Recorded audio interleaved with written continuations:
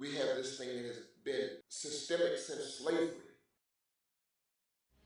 In West Africa particularly, the concept was the extended family. Even within the system of slavery, there were usually black males who would take on the role of the father figure.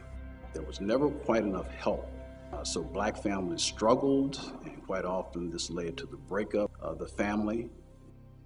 The 1960s as a civil rights movement. Moving forward, then you have this real large influx of drugs, illegal drugs, into the black community. I saw my neighborhood deteriorate as a result of drug use. All of a sudden, heroin was everywhere. And then I saw it deteriorate again in the mid-'80s, when all of a sudden crack cocaine was everywhere.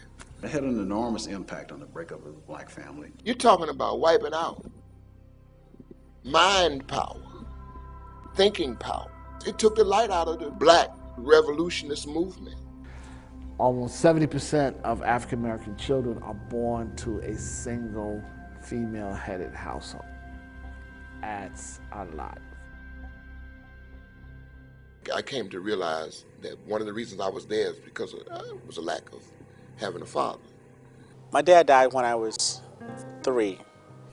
My wife had a miscarriage, and then essentially was the equivalent of stillbirth. I didn't have a father figure growing up in my life. My dad he went to jail when I was 6. Fortunately, absent parenting here, the father figure, I wanted to spread my wings, and I spread them in a negative way. I think my highest calling, higher than my profession, anything, was being a husband and a father, and to have a failed marriage, it was a kind of devastating blow.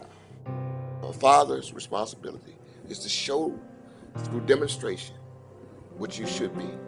You know, I don't think some people realize how important a father figure could be to a child, and I think someone needs to tell them.